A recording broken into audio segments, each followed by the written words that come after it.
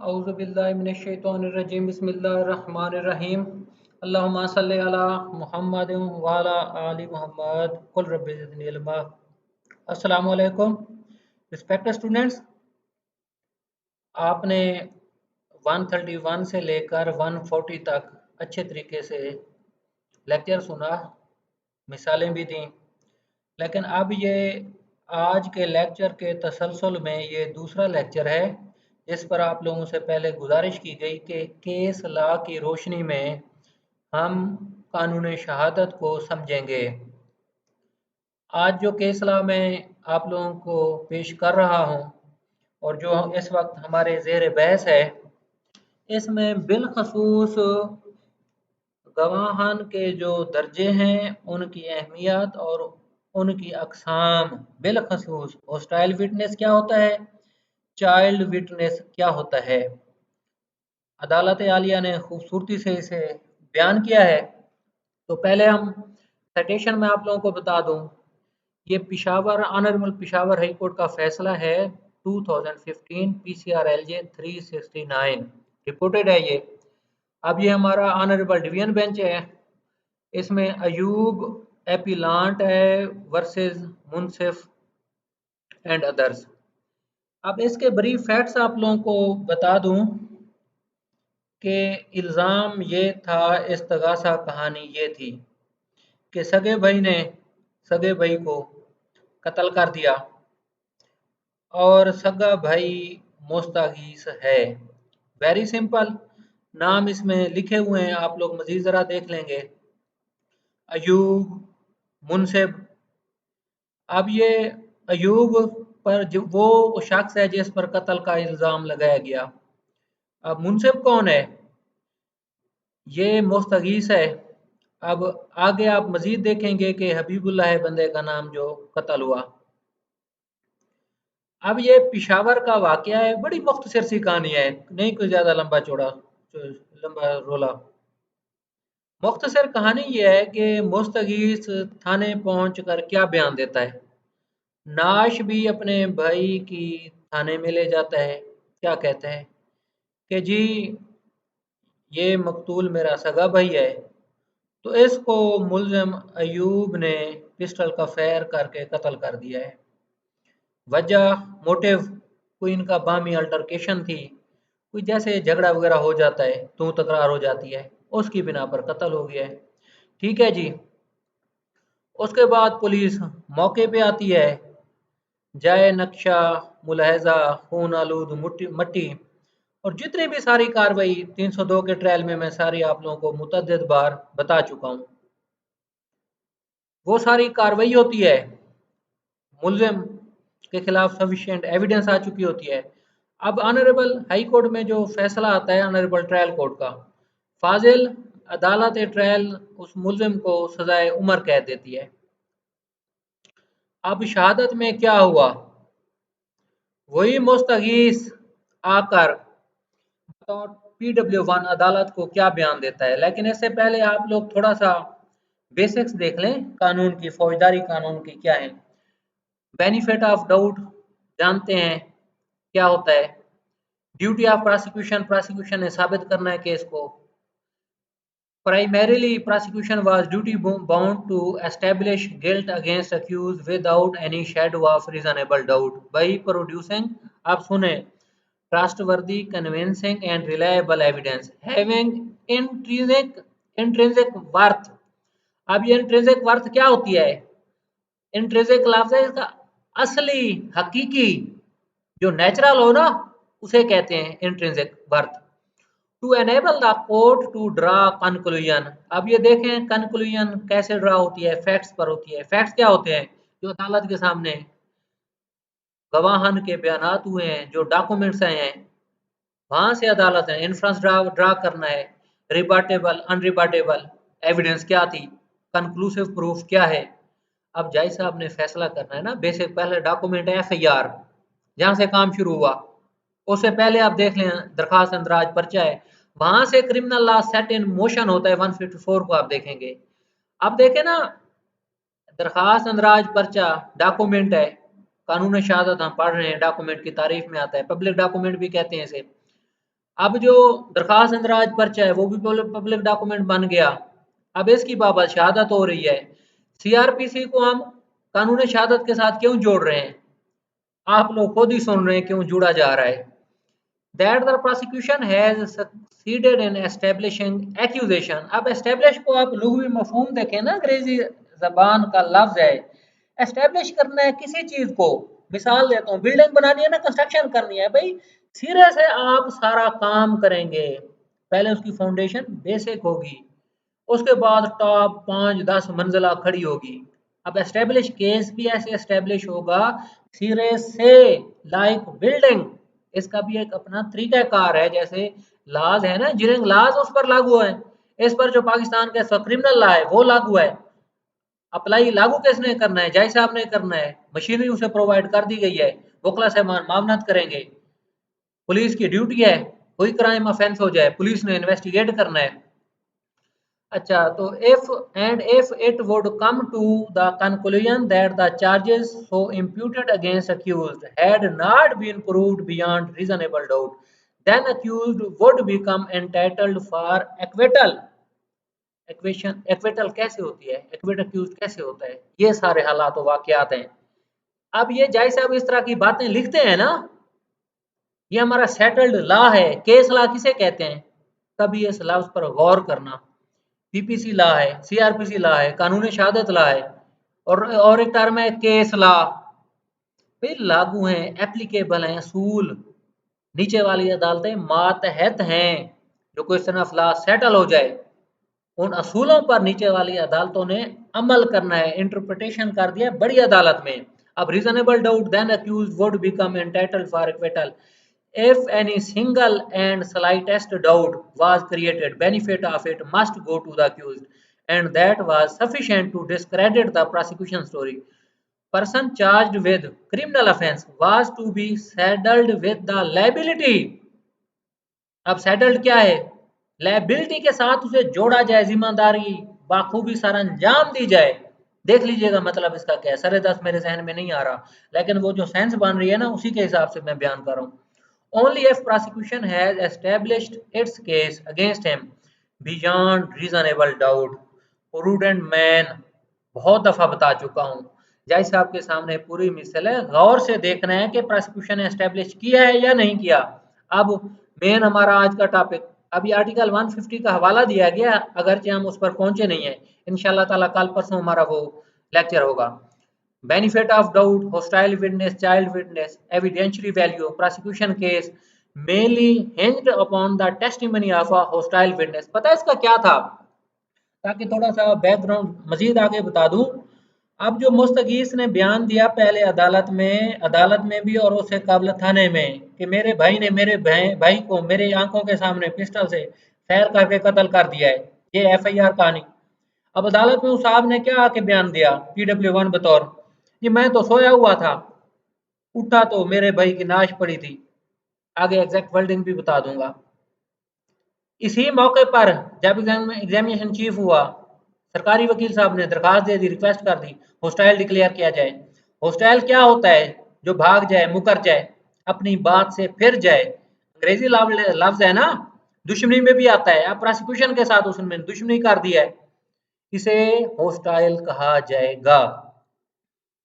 अब cross examination prosecution ने की, वो जो रूटीन के सवालात होते हैं इंशाल्लाह ताला फिर बताऊंगा क्या क्या सवालात होते हैं। क्या आके जी आपने एफआईआर दर्ज कराई थी, वहां आपका ये मौकफ था जी, थानेदार को आपने ये बयान कराया था, नाश कस्टडी में ली गई थी, वजूहात सारी थी, इन्वेस्टिगेशन थी। ये प्रोसिक्यूटर साहब के सवालात होते हैं जब हॉस्टाइल विटनेस डिक्लेयर हो जाता है। उसके बाद क्या हुआ? फिर इस मरहूम का बच्चा, बेटा कामसिन बतौर गवाह आ जाता है। वो क्या बयान करता है कि जी मेरे बाप को मेरे चचा ने कत्ल किया है।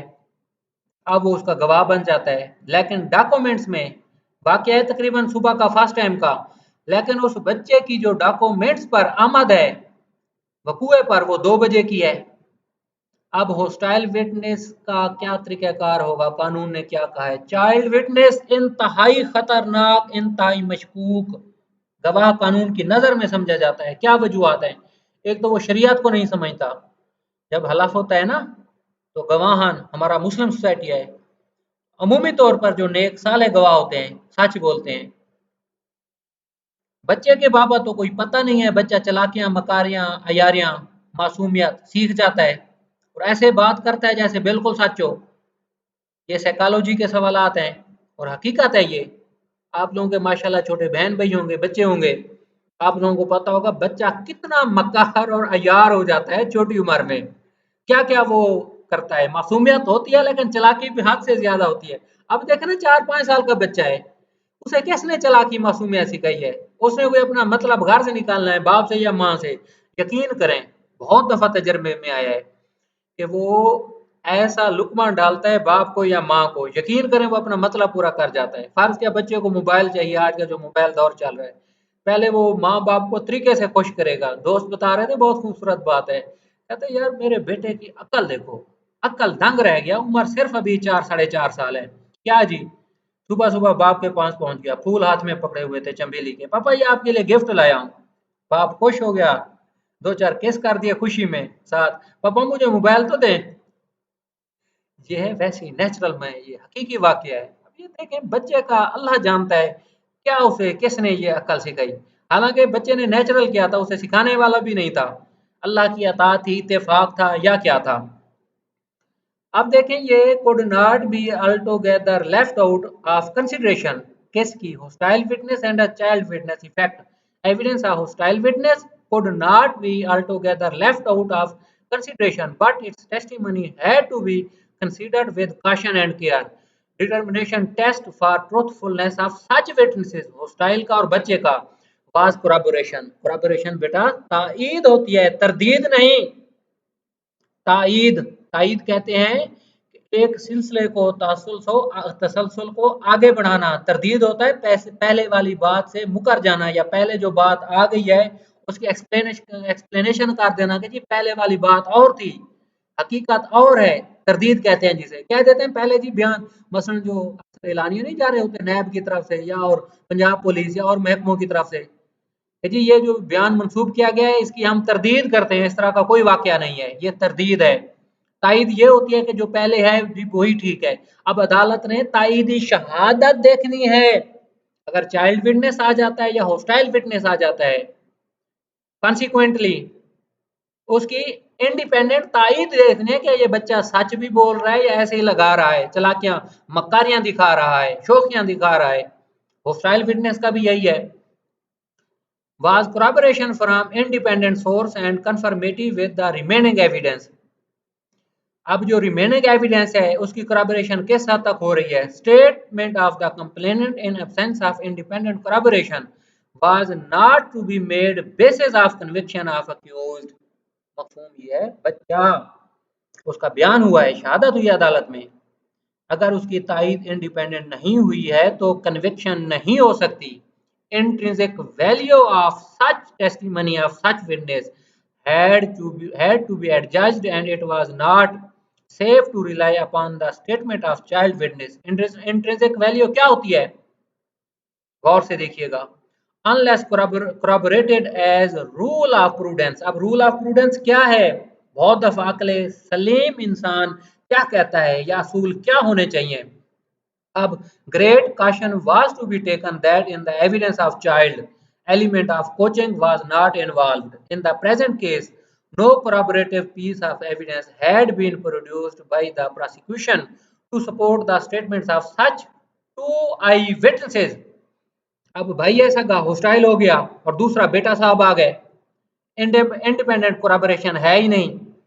बहुत दफा गुजारिश की है कानून शहादत को बहुत अच्छे तरीके से अकले सलीम के साथ पढ़ें। होशियारियां, चलाकियां, मक्कारियां मुआशरे की, कत्ल का इल्जाम है या कत्ल हो गया है साहिब किरदार इंसान से, पता है कि सजाए मौत होगी, मुआशरे में क्या बनेगा। मेरे बहन भाइयों किसी इंसान का किसी लम्हे पता नहीं है।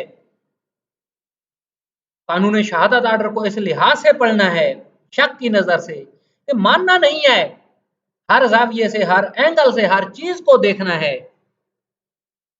बहुत अदब से गुजारिश कर रहा हूं, पॉजिटिव माइंड, पॉजिटिव होना अपनी जगह, लेकिन बतौर कानूनदान, बतौर जज शार्प माइंड हो, माशरे को समझें ये मुआशरा कौन सा इंसान किस जगह क्या गोल खिला सकता है।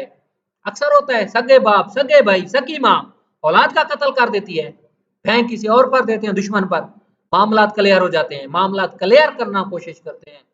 पाकिस्तान का कानून, हमारे honourable high court, supreme court of Pakistan के फैसले बहुत ज्यादा हैं इन मौजूआत पर। अब देखें non production of any other inmate of the house.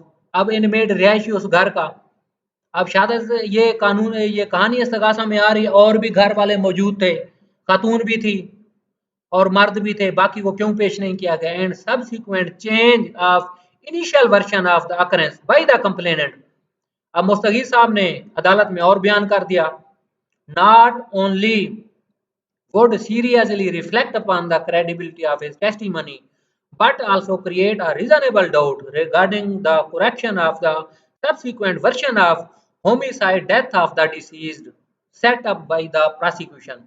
अब वो जो ऑनरेबल हाई कोर्ट ने फैसला किया, जो इस्तगासा कहानी बाद में आई, अब उसने खुदकुशी की थी, उसके बारे में आया था एविडेंस वगैरह में कि जी वो ऐसी जज्बाती था, जरा ऐसे ही जहन का मालिक था, तो उसे नुकसान वगैरह आए थे किसी कारोबार में, तो उसने खुद ही खुदकुशी कर दी थी। अब ये एक और गवाह आ गया था जो इंडिपेंडेंट विटनेस मौके का था, उसकी शहादत हुई, उसने जो सेकंड वर्जन मुस्तगीज का था उसकी तायद कर दी। क्या, अब वो दूसरा गवाह जो बाद में आया था उसका नाम बाद में बताता हूँ कि जी ये जब मौके पे पहुंचा तो मकतूल के हाथ में पिस्टल था। अब उसका सेकंड वर्जन भी मुस्तगीज का यही था कि जब मैं उठा तो उसकी नाश पड़ी थी। अब अदालत ने सारी चीज को गौर से देखना है कि अक्ल सलीम किसको मानती है। अदालत ने जज्बाती नहीं होना। नो डाउट बनीनो इंसान का कत्ल हुआ है, इस कायनात में कुराए अर्ज पर सबसे बड़ा जुर्म है पूरी दुनिया में अभी तक, लेकिन अदालत ने जज्बाती नहीं होना। अदालत ने बामुताबिक कानून फैसला करना है। ये तो पूरी दुनिया मानती है कत्ल हुआ है, लेकिन मैटर इन इशू क्या है, किसने कत्ल किया है, इस वजह से अदालत में सारा मामला है। अब देखें हु वाज नेचुरल विटनेस, वो घर वाले जो कुदरती गवाह थे, and not related to the complainant और डिसीज्ड, और वो मुस्तगीस या मकतूल से भी उनका ताल्लुक नहीं है। Deposed that the deceased has committed suicide. अब वही बंदा जो बाद में आया जिसकी बाबत मैं गुजारिश कर रहा हूँ, वो बयान दे गया कि ये सुइसाइड हुआ है। Said witness was not cross examined on that material point। बेटा मटेरियल पॉइंट सुन लें, जो एग्जामिनेशन इन चीफ में जो कुछ गवाह बयान कर जाए उस पर जरा ना की जाए। अमूमी तौर पर केस लाज ये हैं, सेटल लाज ये है कि वो सच माना जाएगा, लेकिन फिर ऑनरेबल सुप्रीम कोर्ट के ये भी हैं कि उसकी मजीद जो स्क्रूटनी ऑफ एविडेंस है, अप्रेजल ऑफ एविडेंस है, वो भी उसको सपोर्ट करे। अब ये नहीं, ये बहुत बारीक नुक्ता बताना जरूरी था इसलिए बता रहा हूँ। बेटा दोबारा अगेन बताता हूँ कि एग्जामिनेशन चीफ में जो कुछ गवाह कह गया उस पर जरा नहीं की गई, पहली बात वो सच समझा जाएगा। फिर ये honourable supreme court of Pakistan के फैसले हैं कि जज साहब ने जस्ट इन जस्ट पोजीशन देखना है केस को, सर से पांव तक, पांव से सर तक, एक एक चीज को गौर से कि क्या साबित भी हुआ है। अब साबित ये तो नहीं है कि जो एग्जामिनेशन चीफ कर गया तो वो साबित हुआ है, बाकी क्या क्या है, क्या है, क्या हुआ है, उन सारी चीजों को देख गौर से देखना है। अच्छा नेक्स्ट है, said witness was not cross examined on that material point। Statement of that witness fully corroborated the medical evidence। Entire evidence of the prosecution was unreliable, unnatural and remained shrouded in mystery। shrouded in mystery क्या है, खला में ही बातें हैं, imaginary बातें हैं, facts से ताल्लुक नहीं है, साबित नहीं कर सके। Timing of report, arrival of investigating officer and the complainant of the spot, recovery of crime empty and drafting of murasela were highly doubtful and could not be taken into consideration, prosecution having failed to prove। इस वजह से इसीलिए बंदा बरी हो गया। अब देखें पहले बता चुका हूं फौजदारी कानून में या सिविल का भी आप समझे क्वालिटी देखी जाती है, क्वांटिटी नहीं देखी जाती। क्वालिटी ये है कि मौके का चशमदीद कौन था, अगर जिसने अदालत को बेहतरीन तरीके से मुतमईन कर दिया है वो बेहतरीन गवाह है। थोड़े अगरचे हों, बाज़ बात होता है 376 में सिर्फ जो खातून होती है जिसके साथ रेप हुआ होता है, बेहतरीन शहादत देती है, इसी पर मैक्सिमम सजा कर दी जाती है।